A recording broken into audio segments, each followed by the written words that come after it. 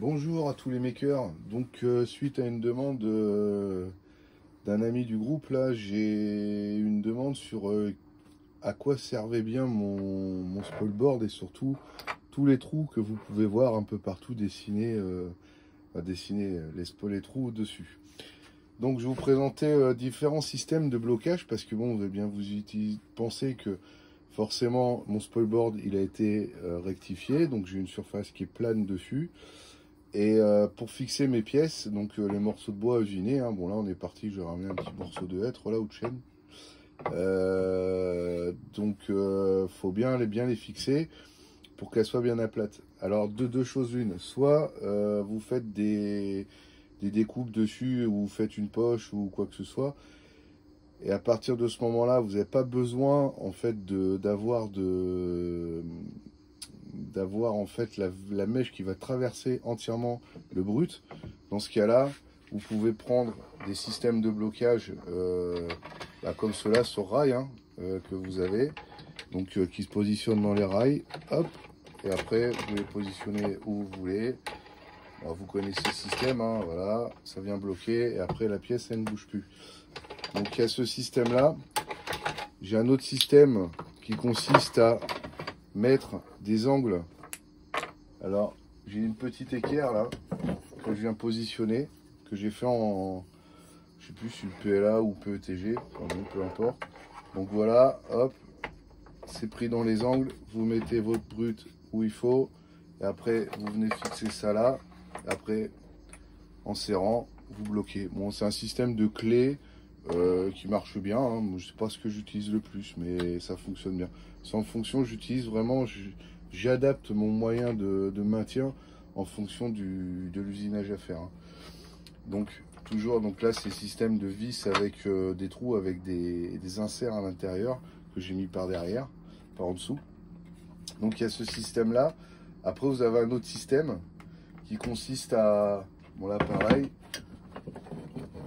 j'ai refait une butée, donc comme ça, hop, que je viens mettre dans, je peux le positionner où je veux, hein, n'importe où, voilà, hop, dans les trous. Alors ça c'est des trous type MFT, hein, j'ai rien inventé. Là vous positionnez votre brut à usiner. Bon, on va partir. Là j'ai monté ça un peu serré. Voilà. Vous positionnez votre brut à usiner. Voilà. Après vous avez ce système là.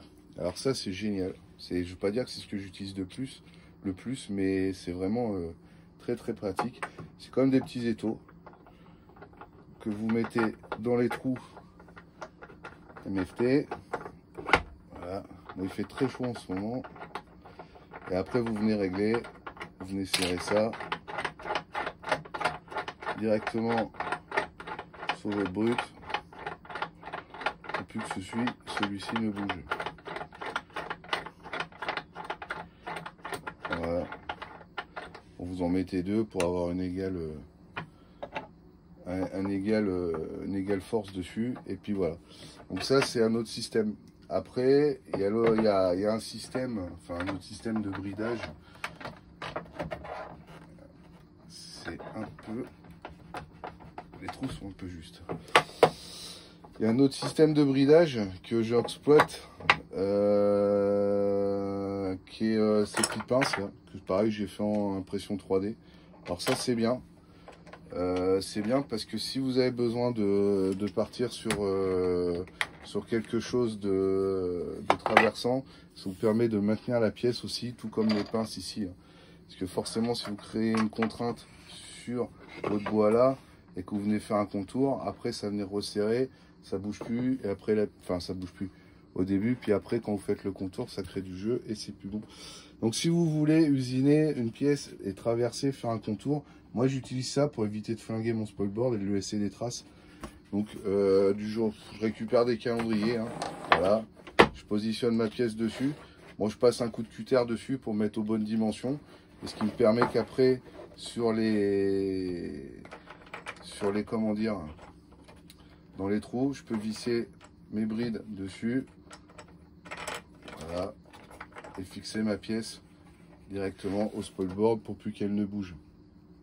Voilà, ça c'est le système qui va bien. Bon, ce qui impose de faire des tenons, bien sûr, pour éviter que la pièce au milieu ne bouge. Et si vous avez des éléments sensibles, donc ça c'est c'est un élément ça j'en utilise énormément de calendrier.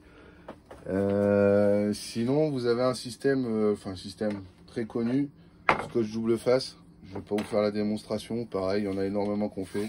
Vous collez dessus, vous collez sur le bois, entre deux, vous mettez, on appelle ça de la goutte à 1000 balles chez nous, de la super glue. Voilà, prenez de la glue à pas cher, vous positionnez, après normalement, après ça bouge plus. Enfin moi j'ai déjà fait maintes et maintes pièces comme ça bouge plus du tout. Et l'avantage c'est que vous pouvez finaliser les contours et avoir une pièce propre, une pièce toute propre au niveau des découpes du contour. Ou sinon vous avez le scotch double face. Moi pour les petites pièces j'utilise du petit scotch double face comme ça. Voilà, très bien. Bon, il y en a du plus large qui existe. Voilà, c'est les éléments que j'utilise pour brider mes pièces. Alors tous ces trous là, savoir que j'ai réfléchi, voilà, j'ai fait des carrés, je les ai mis à égale distance les uns des autres, ce qui m'a permis après de faire toutes ces pièces là en PLA là, pour garder, pouvoir les positionner vraiment comme j'en ai besoin. Si je veux les mettre comme ça, voilà, je peux les positionner comme ça aussi. Enfin voilà, c'est toute pas une réflexion, mais bon. Alors à savoir que c'est mon deuxième spoilboard que je fais depuis la création de ma machine. Le premier c'était une planche de médium qui était sans les rails, juste avec des trous dedans, avec les trous, avec les inserts. C'était bien, mais bon, j'étais quand même contraint au positionnement des pièces, des brutes à usiner. Et puis ouais, ça restait du médium, donc ça bougeait énormément, c'est pas très stable, fallait le rectifier fréquemment. Là je suis reparti sur un plateau, un plateau sur du hêtre, et franchement ça bouge pas, ça bouge pas.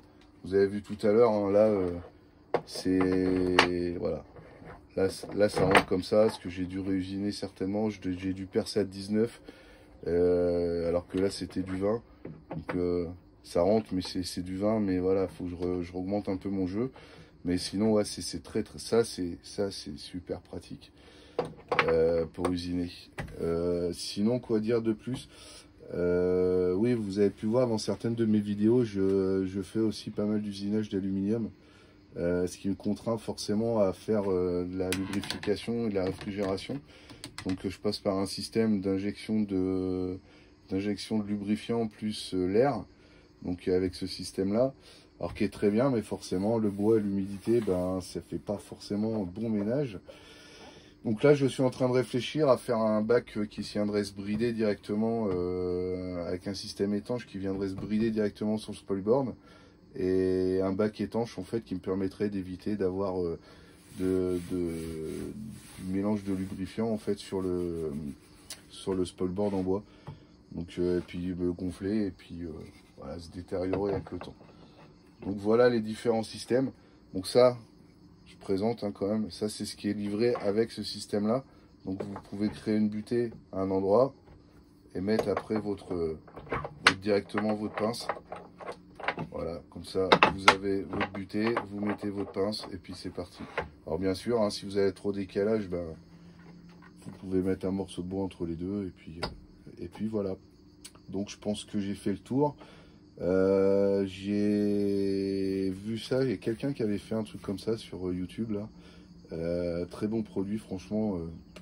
Moi j'en suis pas déçu de mon spoilboard. Je reviendrai pas en arrière. La seule chose que je regrette, c'est que quand j'usine effectivement de l'aluminium, comme je vous ai dit, le bois il aurait tendance à, voilà, là, il a laissé des traces un peu là, sur les derniers usinages que j'ai pu faire pour un copain. C'est pas tip top.